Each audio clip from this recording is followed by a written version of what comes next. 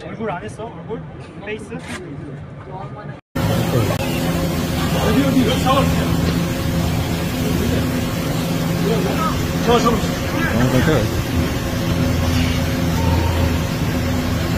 이따 잡혔어. 잊지 마세요. 네. 살살 하세요.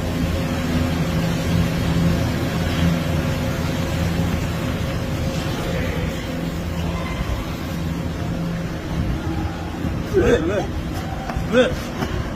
너 왜 앞에 가면 돼?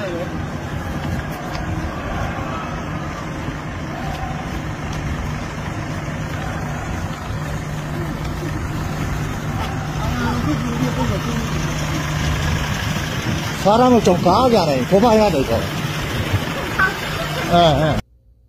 Hey yo, what's up mga orikong? Usapang TNT po tayo ngayon dito. Bakit marami nagti-TNT sa South Korea? Seasonal farm worker, EPS, tourist. Bakit nga ba? Ang daming gustong makarating sa South Korea. Umpisa natin yan dahil sa sahod. Ayan ang main reason kung bakit ang daming gustong makarating sa South Korea para makapagtrabaho, legal man or illegal ways. Makapagtrabaho lang dito, kaya mong sumahod ng 85,000 pesos sa isang buwan. Monday to Friday, wala pa pong Sabado-Linggo yan, buwanan po ang sahod dito. Pwedeng umabot ng 120, 140, wala pong yabang yan. At lagpas pa po. 1990s may nag-comment po sa akin. 1990s pa daw siya nag-TNT dito sa South Korea. 2013 siya umuwi. Hanapin ko yung comment na yun, ilalagay ko dyan. Magandang pasahuran dati dito ng TNT sa South Korea. Mas malaki po ang sinasahod ng mga TNT kumpara sa mga legal na galing ng agency. Agency po tayo dati dito. Bago hawakan ng 2005 ng POEA, dating POEA or DMW. Bago nagkaroon ng EPS. Ako po, agency po ako una nakapasok dito. Bago naging EPS noong 2006. Kinuha po nila ang agency ng 2006. Kaya gumanda po ang patakaran ng South Korea. Dapat lahat patas.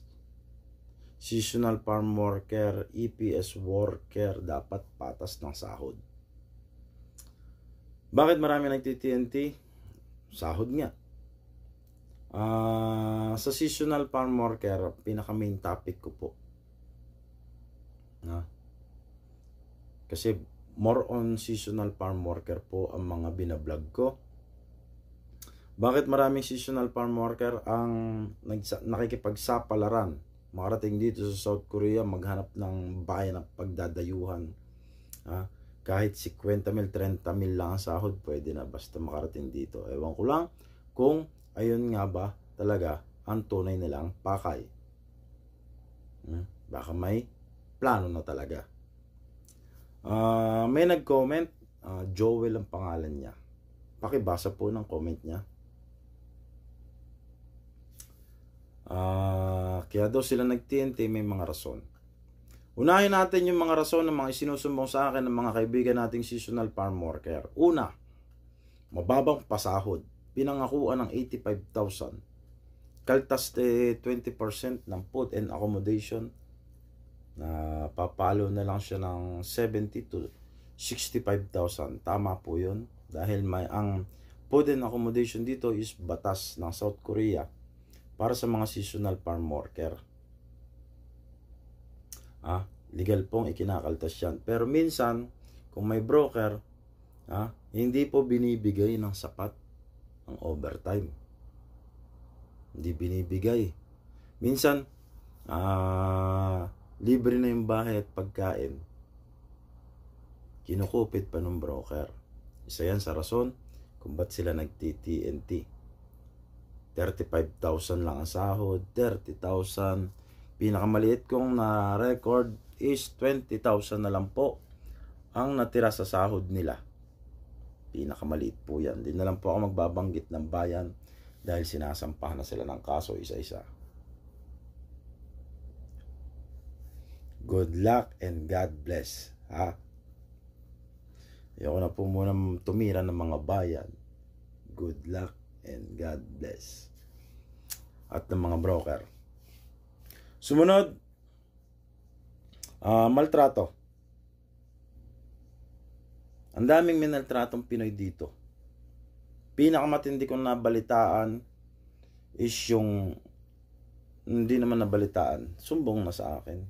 Pero hindi naman sila nag-TNT. 5 taga San Jose, Nueva Ecija, San Jose del Monte, Bulacan, at itong taga Santa Rita. Ayan yung mga sumbong sa akin. Marami pa pong recorded na binatukan, sinapak.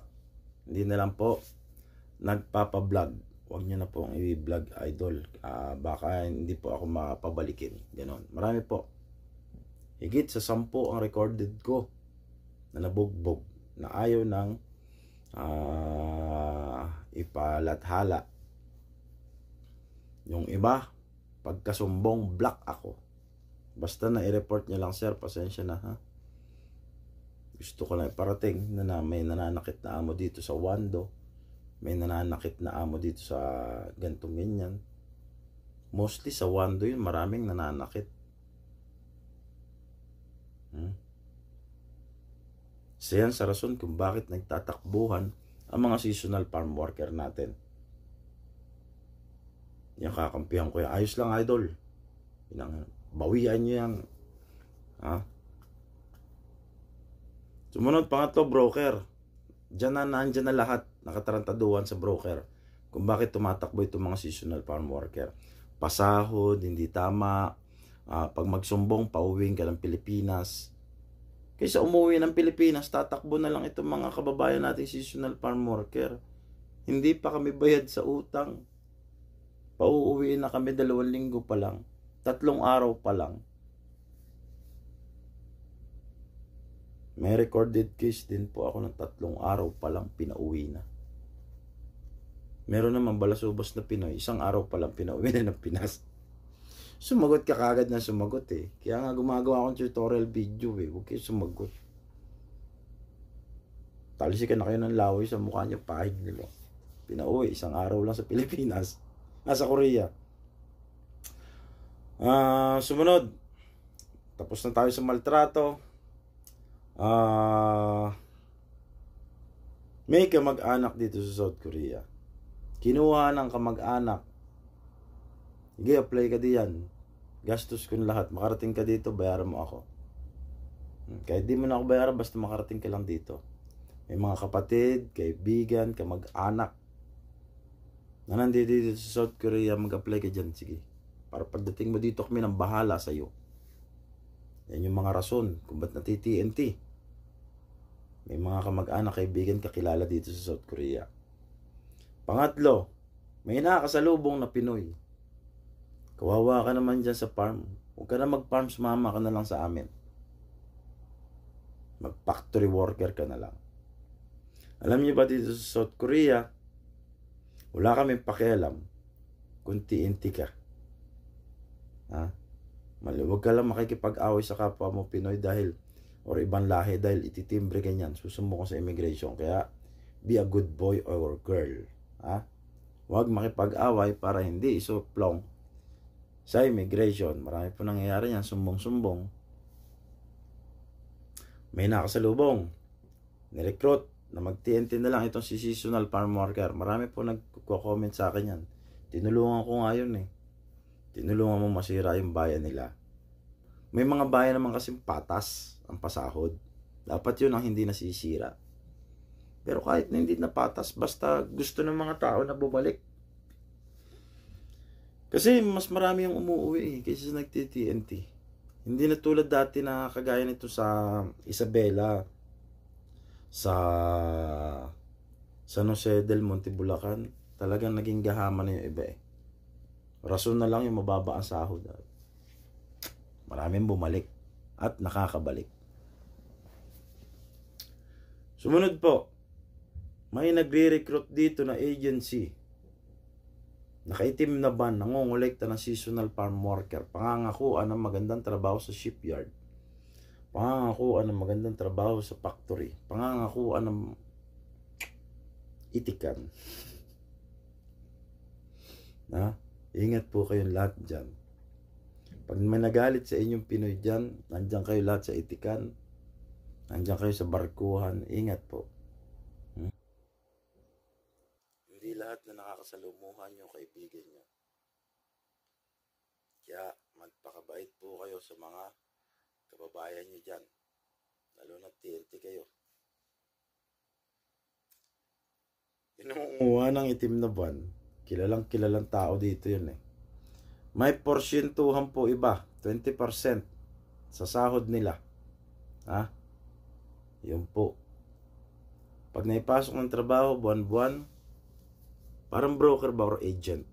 Tapos may agency sila, nagtapasok ng mga trabahador. Ganun ang ginagawa nung sikat na yun eh. Nakakatulong nga ba? O sa iilan lang? Dahil nakakasira siya ng buong bayan. Sabi ko nga, wala kami pakialam kung mga mag-TNT dito. Minsan, way back pa, hindi pa ako vlogger. Kuya, huwag ka na umuwi. TNT ka na lang. Ha? Hindi ka na makakabalik, overage ka na. Mga ganun ba? Kasi mostly ng mga seasonal farm worker, mga overage na yan para sa factory worker. Kaya may mga nag-uuwi yan. Ito yung mga gusto mag-exam, gusto ng legal. Nakaka-exam pa. Karamihan naman ang nagti-TNT overage na. Yan. Isa siya. Dahilan din, hindi na sila makakapasok ng South Korea dahil sa overage. Kaya, kaysa uuwi pa, nandito na tayo, takbuhan na. Ang tawag nga pala sa TNT dito sa South Korea is artista. Kaya mga artista, ganyan-ganyan, may mga mask nakatago. Kaya ingat po lagi. Ha? Marami pang dahilan. Yung iba nga nagtuturista pa po dito. Dahil po sa Jeju Island, pinangakuan ng working visa pero tourist visa ang dinatnan nila. By the way, ang Jeju Island po is a visa-free island. Hindi ka pwede lumabas ng mainland ng Jeju. Papunta ng mainland ng South Korea. Hanggang Jeju ka lang. Pag tourist visa ka. Hindi ka gaya namin, pabalik-balik lang sa Jeju. Pwede po. Sana makabalik pa this coming summer. Ang ganda po sa Jeju Island. Pero main reason talaga kung ba't nagtitiente ito mga ito dahil sa sahod. Malaki po ang sahod dito sa South Korea. Hindi mapagkakaila. Ang South Korea po ay tumatanggap ng non-skilled worker. Kahit wala kang NC2, wala kang tinapos, hindi ka college graduate, high school graduate ka lang, elementary, marami po nakakapasok dito. Sa mga bata pa dyan, ng mga seasonal farm worker, next 2024, mag-hiring po ang South Korea ng factory worker. Kaya mag-apply po kayo, uwi po kayo. Age 18 years old to 37, pwedeng 38.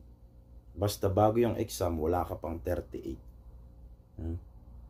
Kunyari bukas ang exam, nakaregister ka ngayon, pwede. Illegal po natin ang pagpasok at paglabas natin dito para kagaya ko, 3 times na pabalik-balik dito. Sarap ng bumalik. Never kong inisip yung mag-TNT noon. Ngayon napapaisip. Ba't sila pwede, ako hindi?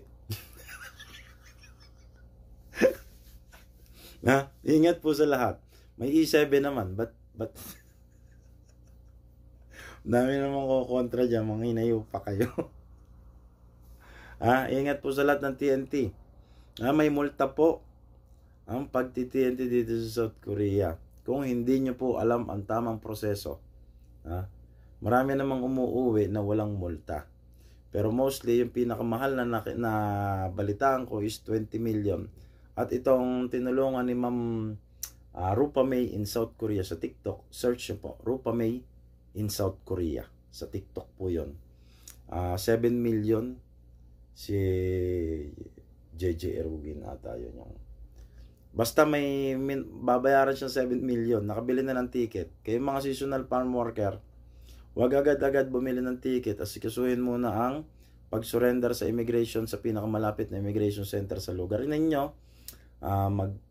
Dalhin nyo yung lahat ng papeles nyo na uuwi kayo. Huwag yun basta-basta pupunta ka ng airport. Hindi naman po kayo kukulong doon. Nagre-report na nga kayo na uuwi. Always bring your passport. Kaya sa mga walang passport, may hirapan kayo makauwi pag wala kayong travel documents. Kaya ayan po munang aasikasuhin ninyo bago kayo bumili ng plane ticket. Passport at itong immigration. Ang intindihin nyo muna. Yun lang po. Yung proseso ng hindi ko po alam. Never pa po akong nakapag-proseso niyan. Mga kaibigan ko nahuli lang. Nabisita ko dun sa salamin, tapos naka-telephone kami. Kaya ingat po sa lahat ng mga seasonal farm worker, EPS man or seasonal farm worker. Sa akin, pag minaltrato, takbo siya nga pala. May isang Pinoy na tumakbo 4 hours. Bundok po ang tinakbo niya. Bundok. Sobrang lamig noong gabi na yon. Tapos nung nakakita siya ng highway, nakita ng taxi, sakay. Almost 500,000-600,000 won ang binayaran sa taxi. Makarating lang doon sa kamag-anak niya. Kaya ingat po sa lahat. God bless po.